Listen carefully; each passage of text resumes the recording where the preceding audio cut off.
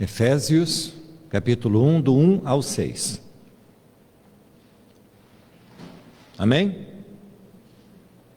Diz a palavra de Deus: Paulo, apóstolo de Cristo Jesus, pela vontade de Deus, aos santos que estão em Éfeso, e fiéis em Cristo Jesus, graça a vós e paz da parte de Deus nosso Pai, e do Senhor Jesus Cristo. Bendito seja o Deus e Pai de nosso Senhor Jesus Cristo, o qual nos abençoou com todas as bênçãos espirituais nas regiões celestes em Cristo, como também nos elegeu nele antes da fundação do mundo para sermos santos e irrepreensíveis diante dele em amor, e nos predestinou para sermos filhos de adoção por Jesus Cristo, para si mesmo, segundo o beneplácito de sua vontade, para o louvor da glória da sua graça, a qual nos deu gratuitamente no amado. Amém. Espírito Santo, fala conosco, eu te peço, em nome de Jesus Cristo. Amém. Meus irmãos, existem muitos tesouros neste mundo, mas até mesmo os tesouros mais valiosos que já foram encontrados não têm valor algum para a vida eterna. Me deixe ilustrar isso que eu estou dizendo. Por que o tesouro mais valioso que já foi encontrado não tem valor algum para a vida eterna? Imaginem vocês que o maior de todos os diamantes já encontrados tem 552 quilates. Esse diamante é enorme, tamanho de uma mão, de valor incalculável, de valor absurdo.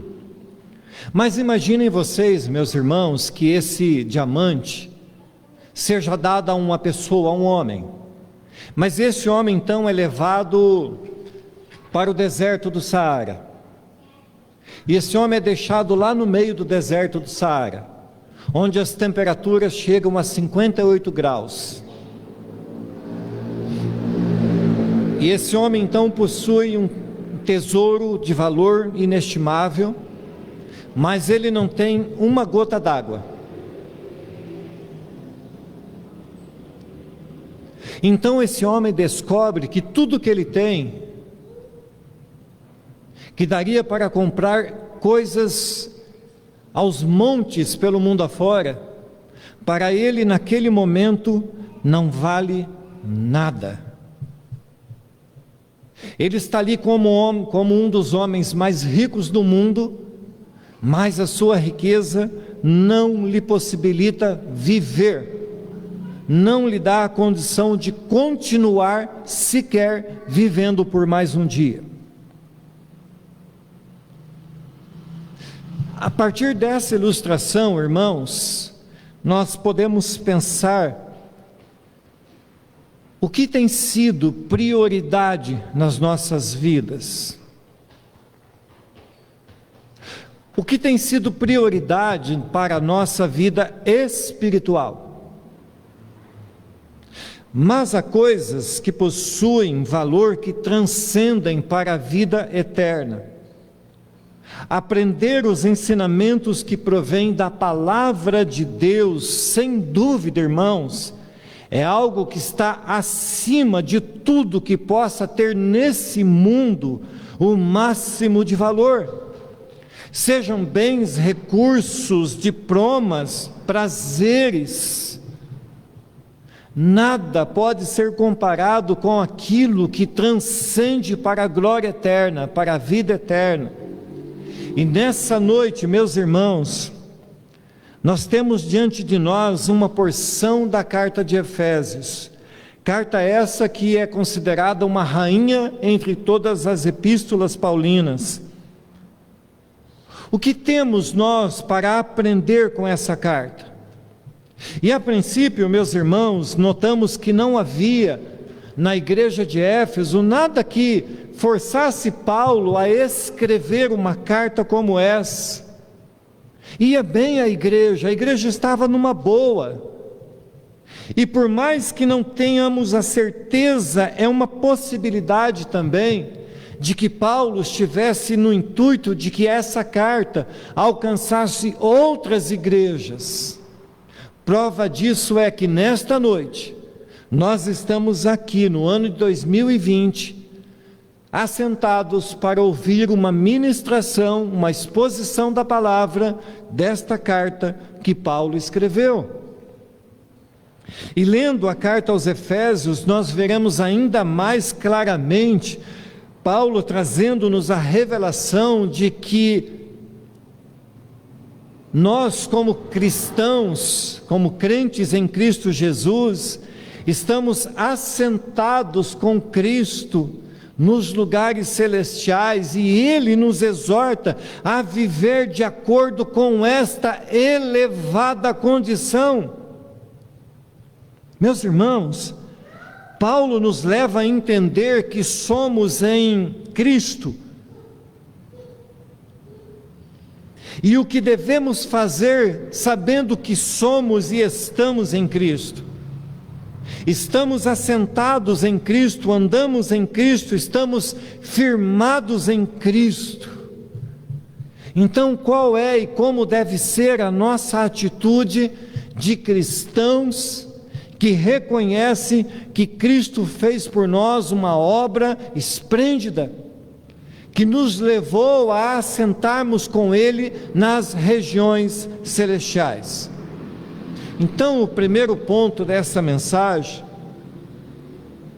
verso 1 fala assim: Paulo, apóstolo de Cristo Jesus pela vontade de Deus, aos santos e fiéis em Cristo Jesus, que estão em Éfeso, a vocês graça e paz da parte de Deus nosso Pai e do Senhor Jesus Cristo. Meus irmãos, percebam que Paulo, para nós termos uma ideia de quem é esse Paulo que fala conosco, Paulo se apresenta como um apóstolo, isto é, um representante de Deus, um mensageiro de Deus, uma voz de Deus, e como ele mesmo diz lá em Gálatas 1, do 11 ao 16, ele diz assim, deixa que mesmo Paulo se apresente a nós: irmãos, quero que saibam que o evangelho por mim anunciado não é de origem humana, não o recebi de pessoa alguma, nem foi ele ensinado, pelo contrário, eu o recebi de Jesus Cristo por revelação. Vocês ouviram qual foi o meu procedimento no judaísmo, como perseguia com violência a igreja de Deus, procurando destruí-la.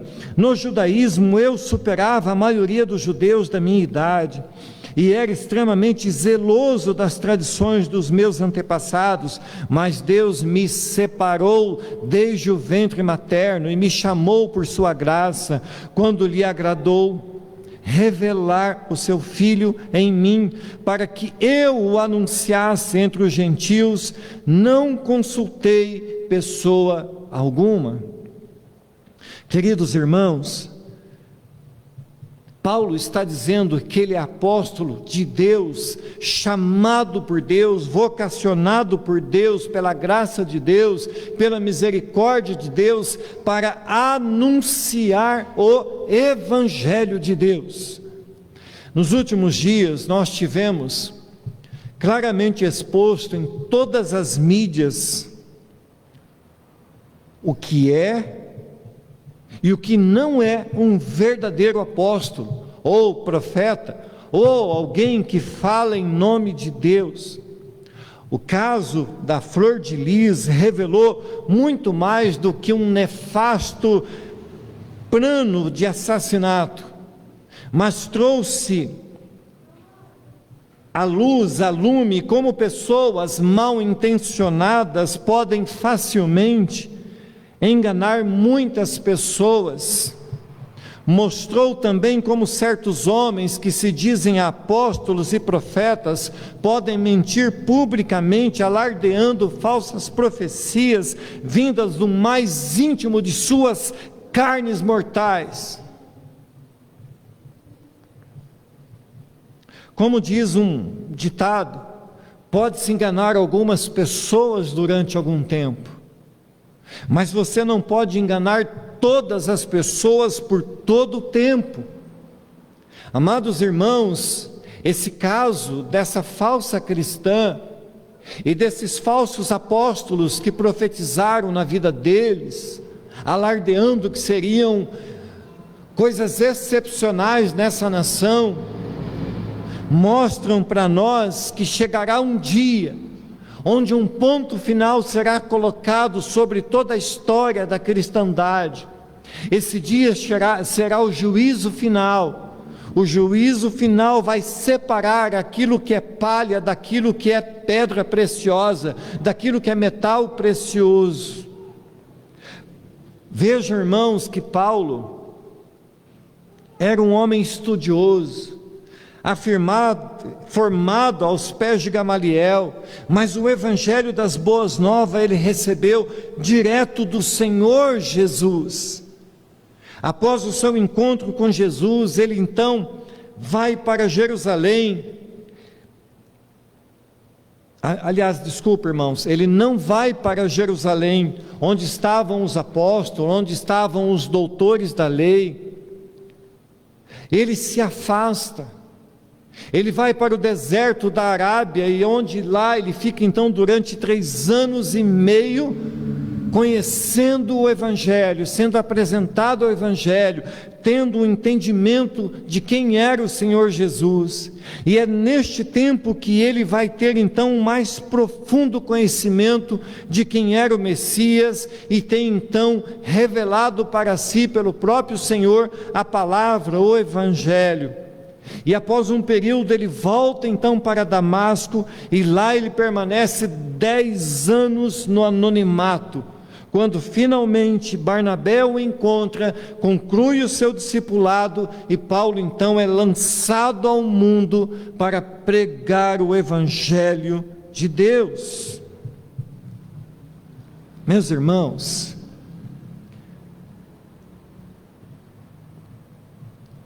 quando a gente vê a história de Paulo, por que eu estou fazendo essa introdução?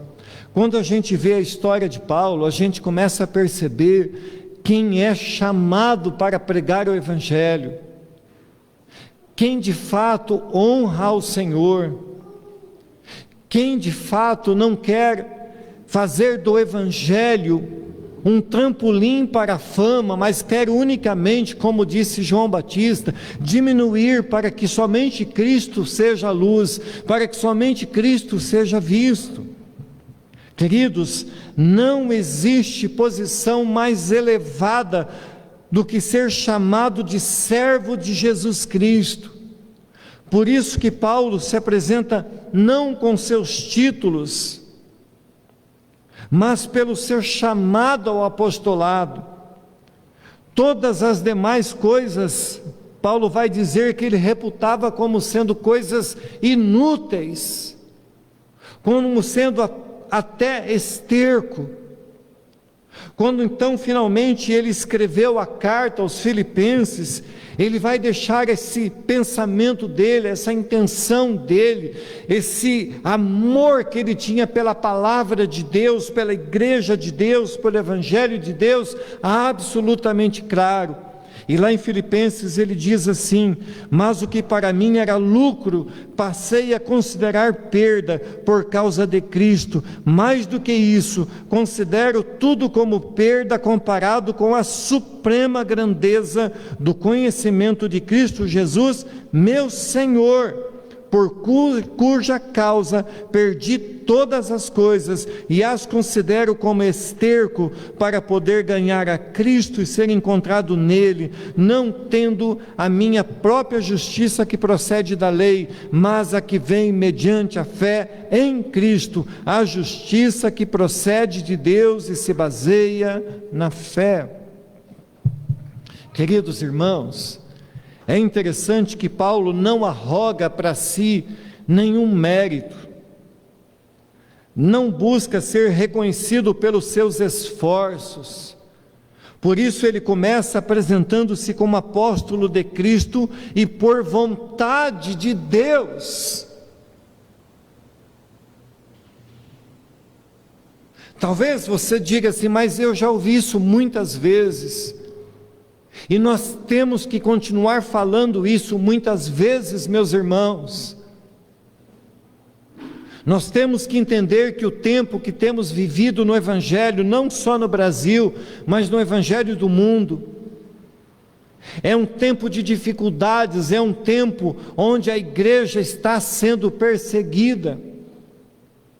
É um tempo onde pessoas têm deixado de caminhar no caminho do puro Evangelho para enveredar-se por um Evangelho diferente. Pessoas, como é o caso dessa Flor de Lis, que usou o Evangelho apenas como um trampolim para a glória, um trampolim para a fama, um trampolim para a eleição, para ser uma política. Mostra-nos, irmãos, o cuidado que nós temos que ter com quem ouvimos, com quem andamos, com a nossa própria vida espiritual. Nós precisamos entender, irmãos, que nenhuma igreja está autorizada pela Bíblia a constituir apóstolos nos tempos de hoje. Somente Cristo sabe quem são e quem foram os seus apóstolos. Paulo entendeu que sem Cristo todo o seu conhecimento seria como ter um grande diamante lá no meio do deserto e não ter uma única gota d'água. Queridos irmãos, nós podemos ter muitas coisas nessa vida, mas se não tivermos a Cristo, nós estaremos exatamente nessa situação, tendo tudo e não tendo nada. Segundo ponto dessa mensagem, para quem afinal de contas Paulo está escrevendo essa carta? A resposta está na parte B do versículo 1, aos santos e fiéis em Cristo Jesus, que estão em Éfeso. Paulo está escrevendo uma carta aos santos e fiéis que moravam na cidade de Éfeso, e é provável, irmãos, que fosse muito difícil ser crente em Éfeso. E será que hoje, irmãos, é diferente disso? Será que ser crente hoje na cidade de Arapongas é fácil? Éfeso era uma cidade idólatra, uma cidade com mais de 300 mil habitantes, que adorava uma deusa, que tinha um templo magnânimo, um templo imenso, um templo que era considerado uma das 7 maravilhas do mundo antigo. Os nossos irmãos em Éfeso lutavam contra problemas iguais aos nossos, meus irmãos. Sofriam pressões, eram perseguidos, eram abalados emocionalmente, espiritualmente, economicamente, eram tentados a desistir do caminho, eram perseguidos. Mas uma coisa, meus irmãos, e isso tem que ser para nós exemplo, isso tem que ser para nós testemunho, isso tem que ser para nós um espelho, algo que nós possamos nos segurar e caminhar na mesma pegada. Uma coisa chama atenção para nós quanto à cidade de Éfeso, quanto à igreja que estava em Éfeso. Eles se tornaram uma das igrejas de maior influência em toda a Ásia Menor. O que eu estou dizendo, meus irmãos, é que precisamos olhar para o exemplo deles e sermos mais firmes em nossa fé, mais decididos e mais fortes na caminhada com Deus. Se quando sofremos pressões logo desanimarmos, que proveito então haverá em nós, na nossa vida para o reino de Deus? Percebam, meus irmãos, que uma igreja legítima, que uma igreja que faz a diferença na cidade onde ela está estabelecida, não é o seu louvor com muitos instrumentos, não é se essa igreja promove muitos eventos na cidade, Não é se essa igreja ajuda com muita força a promover assistência social.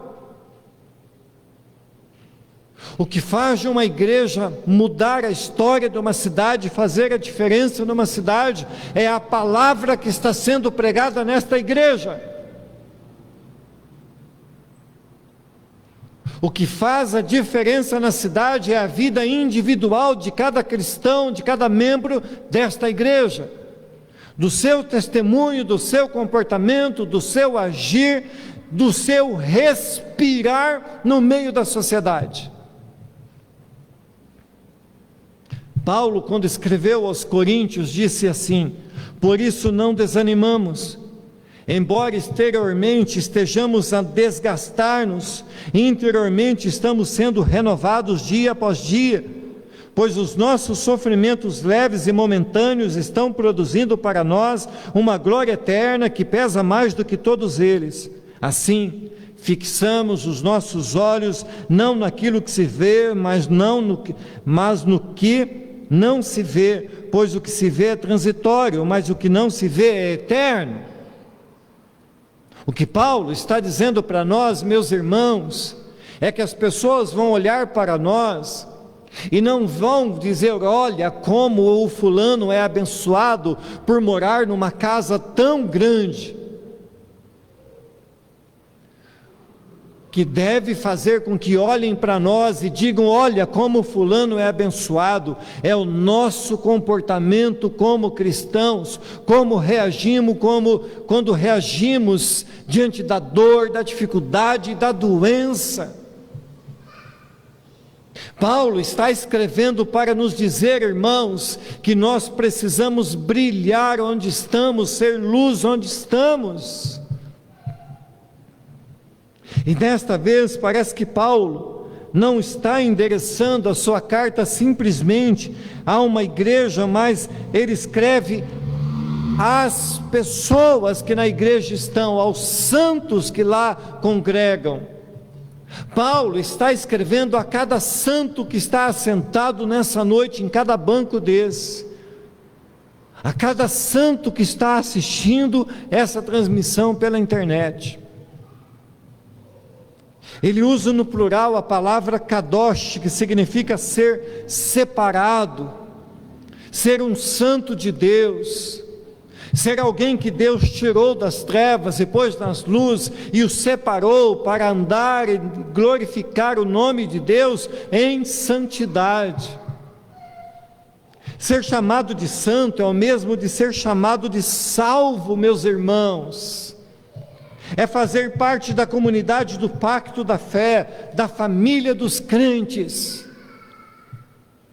O povo de Deus é santo pela justiça que Jesus imputou em nós. Paulo escreve ainda: Deus tornou pecado por nós aquele que não tinha pecado, para que nele nos tornássemos justiça de Deus. Meus amados irmãos, amada igreja, nós fomos separados para uma vida de santidade, portanto devemos nos posicionar e seguir de maneira santa até o fim da nossa carreira. Mas vejam, irmãos, nunca alcançaremos a verdadeira santidade se não nos posicionarmos com firmeza, reconhecendo que estamos em posição elevada, reconhecendo que estamos assentados em Cristo Jesus nas regiões celestiais. Portanto, irmãos, justificação e santificação devem andar juntas. Paulo acrescenta ainda outro adjetivo aos irmãos de Éfeso e a vocês também. Ele está chamando vocês de fiéis. Meus irmãos amados, somos crentes chamados à fidelidade. O ato de crer resulta em fidelidade. Os destinatários santos e fiéis desta epístola criam em Cristo Jesus, e eles entenderam o que era viver nele. A comunhão que temos como comunidade, meus irmãos, foi criada por Cristo, quando nos entregamos a Ele. Então nós vivemos em santidade, vivemos em justificação, vivemos em fidelidade, e tudo isso só é possível porque estamos em Cristo, e Ele é o nosso sustento e a base para que possamos ser justos, santos e fiéis.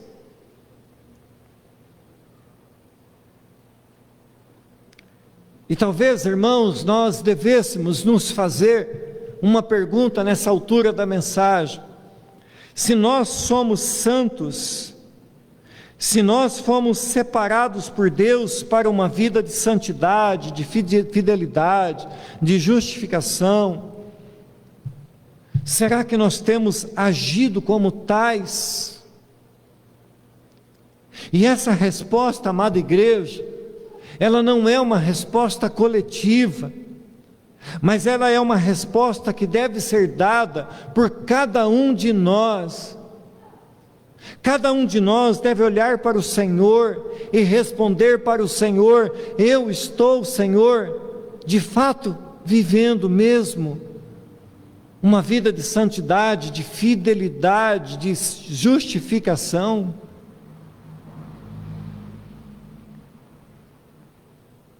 Ponto 3 da mensagem: graça e paz. Verso 2 fala assim: a vocês graça e paz da parte de Deus nosso Pai e do Senhor Jesus Cristo. Amada igreja, muitas vezes nós temos tratado de forma muito simples, e eu diria que de forma até muito, me perdoe a expressão forte, mas de forma relaxada ou distraída, essa expressão tão poderosa que é graça e paz. Irmãos, graça e paz são duas grandes heranças, dois grandes tesouros deixados para nós cristãos, para vivermos uma vida de graça, uma vida de paz, independente do que estamos vivendo, aonde, como e das circunstâncias. Essa saudação é uma combinação que vem do grego charis, que é graça, com a palavra judaica shalom, que é paz, e Paulo então expressa mais do que uma palavra superficial, uma palavra como quem diz assim: oi, tudo bem, como vai? Isso é mais do que isso, irmãos, isso é uma palavra de pronunciamento de bênção. Quando os 12 apóstolos foram enviados pelo Messias Jesus, eles tinham a prerrogativa de abençoar ou de rejeitar as pessoas, dependendo da resposta que dessem ao evangelho que eles estariam pregando. Mateus vai dizer: na cidade ou povoado em que entrarem, procurem alguém digno de recebê-los e fiquem em sua casa até partirem. Mas se essas pessoas não quiserem receber, então saiam de lá e sacudam até o pó das suas sandálias. De modo semelhante, irmãos, as palavras de Paulo são abençoadoras no ponto em que carregam em si o poder de Deus. Graça é causa da salvação e paz é resultado dessa salvação. É importante nós entendermos o que é graça e o que é paz em nossa vida. É importante nós entendermos que quando nós cumprimentamos aqueles que são irmãos em Cristo Jesus com graça e paz, ou com a paz do Senhor, isso é uma palavra poderosa, é uma palavra de bênção, é uma palavra de que você está desejando prosperidade na vida dessa pessoa. Meus irmãos, graça abrange todos os atos providenciais de Cristo em nossa vida. Graça significa que Deus está nos sustentando todos os dias. Graça nos lembra que Deus está nos dando em Cristo a salvação, da qual nós não somos sequer merecedores. Paz é um estado de intensa satisfação e determinação. Paz é divinamente gerada no coração e na mente daqueles que responderam à proposta redentora de Deus através do seu Filho Jesus Cristo. Meus irmãos, esta paz no grego é eirene, e esse eirene significa paz independente das circunstâncias, meus irmãos. E é por isso, amada igreja, que mesmo nesse tempo tão difícil que nós estamos vivendo, nós temos paz. É por isso que nós saímos das nossas casas e viemos à igreja cultuar a esse Deus que nos sustenta com sua graça e coloca em nosso coração paz que excede todo entendimento, meus irmãos. Quarto ponto, Deus, Ele é a origem de todas as bênçãos que temos recebido. A Bíblia vai dizer assim: bendito seja o Deus e Pai de nosso Senhor Jesus Cristo, que nos abençoou com todas as bênçãos espirituais nas regiões celestiais em Cristo. Queridos, se existe uma bênção proclamada, de onde essa bênção vem sobre nós? Paulo vai responder assim: bendito seja o Deus e Pai de nosso Senhor Jesus Cristo, que nos abençoou com todas as bênçãos espirituais nas regiões celestiais em Cristo. A Bíblia diz que Deus escolheu para si um povo exclusivamente seu, e abençoou esse povo com suas bênçãos. Meus irmãos, nós precisamos entender, queridos, o que nos separa do mundo é a graça de Deus especial sobre nós, é o chamado de Deus para cada um de nós que estamos em Cristo Jesus. Pedro vai dizer assim: vocês, porém, são geração eleita, sacerdócio real, nação santa, povo exclusivo de Deus, para anunciar as grandezas daquele que os chamou das trevas para a sua maravilhosa luz. Percebam, amados irmãos, nós somos este povo exclusivo, chamados para ser abençoados pelo Pai. Se deixarmos nossa mente e coração livres das insistentes perturbações do dia a dia, ao lermos este versículo, nós veremos que Paulo está quase que explodindo de alegria, de júbilo. Paulo, ele vai fazer uma oração de gratidão, uma oração de louvor, uma doxologia, evidenciando o bendito Deus e Pai de nosso Senhor Jesus Cristo.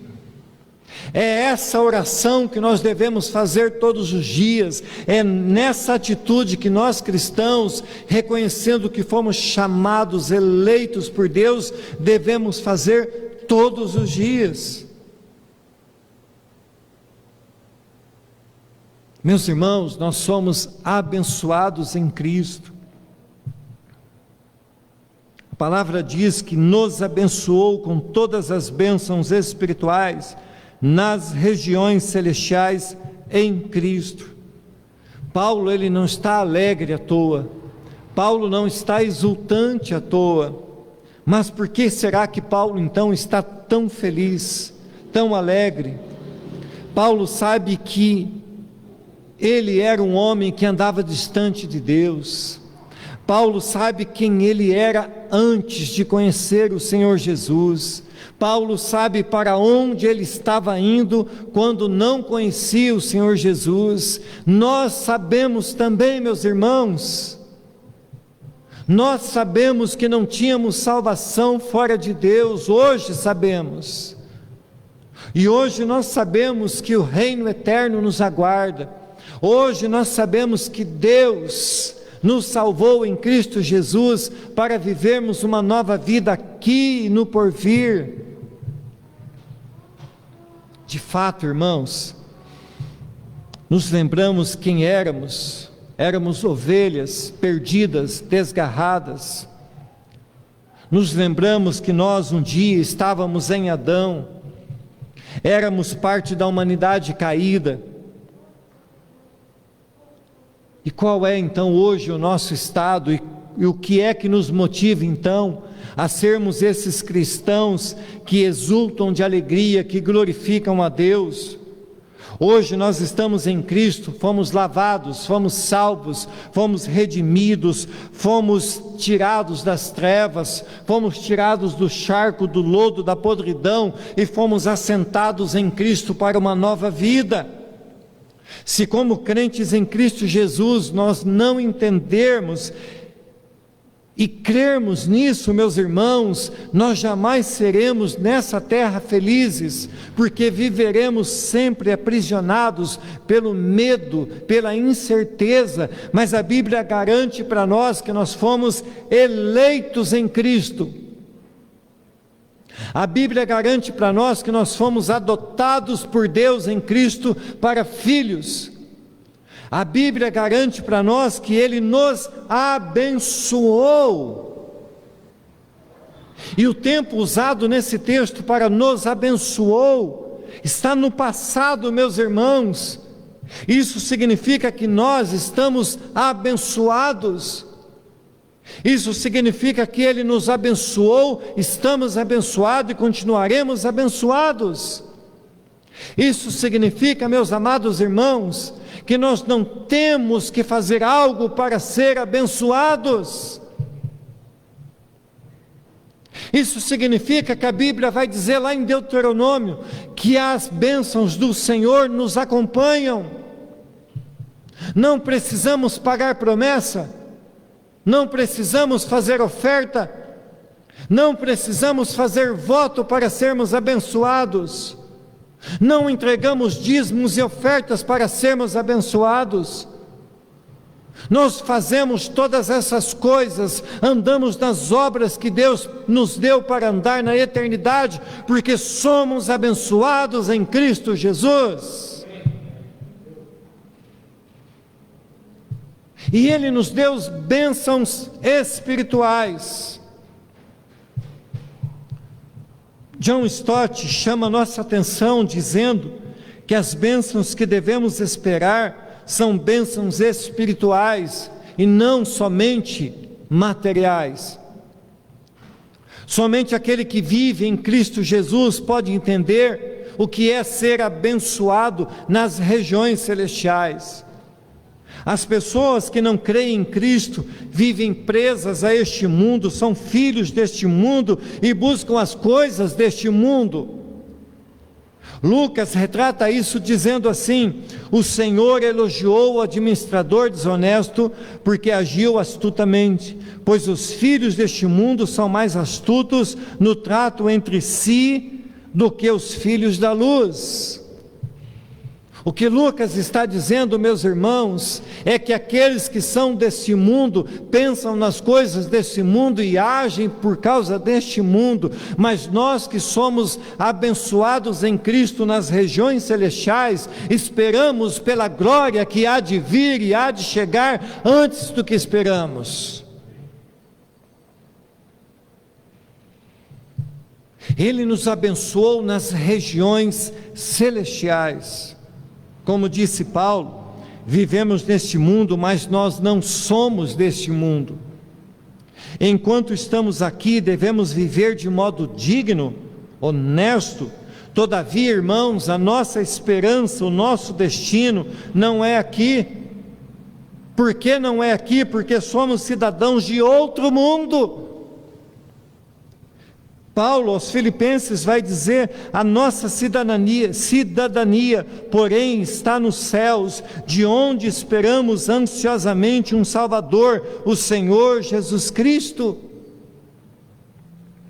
A nossa alegria deve estar no fato de que o nosso nome é conhecido no céu, ainda que aqui na terra nós sejamos invisíveis, todavia em Cristo Jesus, no céu somos conhecidos por Deus.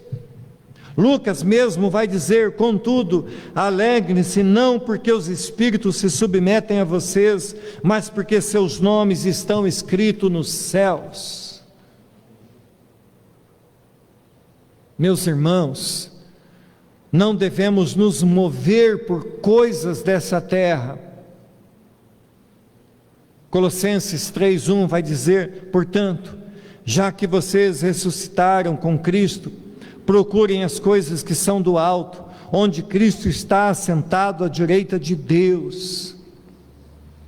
Por isso, meus irmãos, a importância de entendermos o que são regiões celestiais, onde tudo é absolutamente real. A nossa vida terrena, meus irmãos, ela é totalmente ligada a esta esfera espiritual. Portanto, queridos, devemos ter os nossos olhos voltados para o céu. Paulo aos Coríntios vai dizer assim: fixamos os nossos olhos não naquilo que se vê, mas no que não se vê, pois o que se vê é transitório, mas o que não se vê é eterno. Somos cidadãos do céu em Cristo. Em Cristo vivemos, em Cristo nos movemos, em Cristo somos abençoados, em Cristo nós somos fiéis, em Cristo nós estamos aguardando a redenção eterna. Fomos escolhidos em Cristo, nele recebemos a graça, nele fomos redimidos, nele somos selados pelo Espírito Santo de Deus. Meus irmãos, não podemos ver o que está acontecendo nessa região celestial. É provável que se nós pudéssemos enxergar o que está acontecendo lá nesse instante, nós não suportássemos a glória que lá existe, a glória que lá está acontecendo. Eu creio que Deus não nos permite enxergar essas regiões, porque nós ainda não estamos preparados para isso. Quando Paulo é arrebatado, ele diz, quando ele volta, ele diz: eu vi coisas que eu não consigo explicar, eu vi coisas inefáveis. E é nesta fé, meus irmãos, que nós temos que caminhar, sabendo que Deus está cuidando de tudo que precisamos, e que tudo está em seu absoluto controle. Meus irmãos, nós precisamos cuidar para que nós não sejamos influenciados pela cultura do tempo que vivemos, pela cultura ocidental que prega uma felicidade tendo como base as coisas. Nós vivemos, a verdadeira felicidade é estar em Cristo. Nós usamos as coisas, mas nós não podemos amparar a nossa felicidade unicamente nas coisas. Nós fomos escolhidos em Cristo, meus irmãos, quando o mundo não era mundo. Nós fomos chamados para viver essa vida que vivemos hoje. Nós fomos chamados para viver para a glória eterna, quando o mundo sequer existia. Verso 4 vai dizer: porque Deus nos escolheu nele antes da criação do mundo, para sermos santos e irrepreensíveis em sua presença. Em amor nos predestinou para sermos adotados como filhos por meio de Jesus Cristo, conforme o bom propósito da sua vontade, para o louvor da sua gloriosa graça, a qual nos deu gratuitamente no amado. Irmãos, o mundo teológico tem sofrido nos últimos tempos muitos impactos positivos por algo que é chamado de teologia reformada. E eu tenho, meus irmãos, procurado conhecer mais e melhor a cada dia, e eu estou mais do que nunca convicto, na minha opinião, de que esse é o posicionamento bíblico teológico mais correto na palavra de Deus. E apesar das muitas contendas entre os vários ramos da teologia, uma coisa, irmãos, é indiscutível. O que Paulo está nos ensinando é algo chamado de doutrina da eleição. E isso não é uma criação humana, pois ela é mostrada para nós na Bíblia com muita clareza. E claramente o texto que lemos está informando que o tema não foi um tema criado por homens, mas criado por Deus. E sem dúvida alguma, meus irmãos, isso não é um tema para discussão entre os irmãos, mas isso é um tema para que nós reconheçamos, ainda que nós não precisemos entender todos os ramos da teologia, mas que nós, pela misericórdia de Deus, entendamos uma única coisa: Deus nos escolheu e nos predestinou quando o mundo sequer existia. Se a nossa eleição em Cristo não for uma verdade, então nós precisaremos rasgar a Bíblia. Nós precisaremos desprezar o que Paulo, o que Pedro, o que João, o que os pais da igreja ensinaram e pregaram, e até as palavras do próprio Senhor Jesus. Deus é o autor da eleição. Ele nos elegeu em Cristo Jesus para a vida eterna e para a glória eterna. O mesmo Paulo, escrevendo aos Tessalonicenses, vai dizer: mas nós devemos sempre dar graças a Deus por vocês, irmãos amados pelo Senhor, porque desde o princípio Deus os escolheu para serem salvos mediante a obra santificadora do Espírito e a fé na verdade. Creia que seja oportuno frisar aqui, irmãos, que Deus não nos escolheu para sermos somente mais um morador do céu. Deus nos escolheu para sermos santos e irrepreensíveis em sua presença hoje e eternamente. Não nos escolheu porque éramos bonzinhos, ou porque fazíamos coisas boas e legais. Ele nos escolheu para fazermos em Cristo Jesus boas obras que Ele determinou para nós, ainda quando o mundo não era sequer mundo. Mesmo Paulo aos Efésios diz: porque somos feitura sua, criados em Cristo Jesus para as boas obras, as quais Deus antes preparou para que andássemos nela.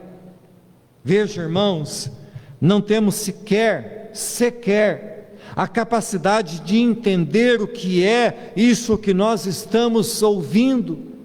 Nós não temos sequer a capacidade sobre nós de entender isso que está sendo dado por Deus, essa bênção que Deus outorgou a nós em Cristo Jesus. Deus, em sua muita misericórdia, apesar de sermos o que somos e nada dele merecermos, nos chamou para sermos santos, para sermos irrepreensíveis, obedientes e fazermos as boas obras que Ele mesmo tem preparado para nós. Meus irmãos, o mundo ainda não era mundo e Deus já sabia quem Ele escolheria para ser filho.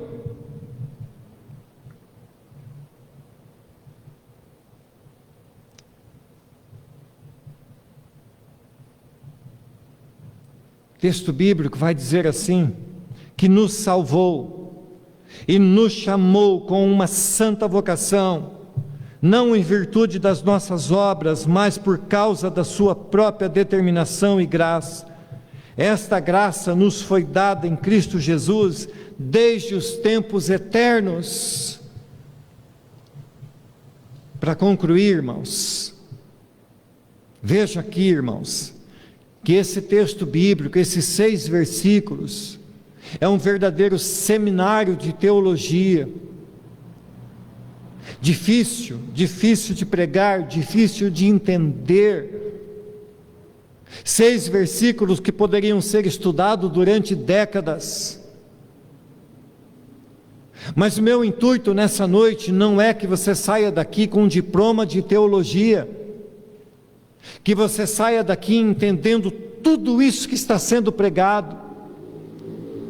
O meu intuito é que você saia daqui nessa noite entendendo aquilo que é prioridade na sua vida, que você saia daqui entendendo quem é você, que você saia daqui sabendo a obra redentora que Cristo fez na sua vida, que você saia daqui sabendo a importância desta obra de Cristo para a sua redenção, que você saia daqui sabendo que chegará um dia em que o Senhor Jesus virá nos buscar para nos remir dessa terra. Deus tem um encontro marcado conosco, irmãos. Deus marcou não só uma data e não só um lugar, mas Deus deu um meio pelo qual fôssemos buscados no nosso passado, que fôssemos atraídos e que fôssemos crucificados com Cristo e renascêssemos em Cristo para uma nova vida. Deus nos incluiu no plano da salvação em Cristo naquela cruz, a cruz na qual Cristo foi crucificado e nele nos atraiu para que fôssemos com ele também crucificados. A morte de Jesus não apenas foi uma morte substitutiva, mas foi uma morte inclusiva. Ele nos chamou, ele nos atraiu e ele nos incluiu na sua morte para que morrêssemos da nossa velha vida, para que quando ele fosse ressuscitado, nós ressuscitássemos com ele para uma nova vida. Meus irmãos, sem passar pela cruz, ninguém pode nascer de novo. A semente não pode gerar uma nova vida se ela não morrer. Somente em Cristo há salvação, e a salvação é para muitos, mas não é para todos. Somente aqueles que Deus chamou, elegeu e escolheu e predestinou são salvos. Glorifique a Deus, meus irmãos, porque se você é um eleito e um salvo em Cristo Jesus, há um tesouro de valor inestimável depositado sobre a sua vida. Somos chamados, somos eleitos para uma vida santa. E muitos enganaram-se ao longo da história, tentando viver uma vida religiosa, sem todavia compreender o que era de fato viver o Evangelho de Deus. Muitos, como é o caso dessa mulher, zombaram de Deus. Muitos ainda estão zombando de Deus. Irmãos, viver a santidade não é estar aprisionado num convento, num mosteiro, excluído do mundo, mas Deus prova a nossa fidelidade com Ele, nos permitindo que vivamos em meio à sociedade, para que a nossa luz esteja brilhando em meio a essa sociedade corrupta, má, e que quer de todas as formas nos envolver e nos distanciar do verdadeiro Evangelho, proporcionando para nós muitas coisas prazerosas, agradáveis, mas que nos afastam da retidão, e que nos afastam da santidade, e que nos afastam da igreja, e que nos afastam de Deus. Então saia dessa noite, vá para a sua casa nessa noite, entendendo quem é você, e se preciso for, reavalie a sua experiência com Deus, reavalie a sua vida espiritual, e busque a Deus intensamente, porque eu estou convicto, meus irmãos, de que a volta do Senhor Jesus é breve, muito mais breve do que nós podemos imaginar. Amém, irmãos?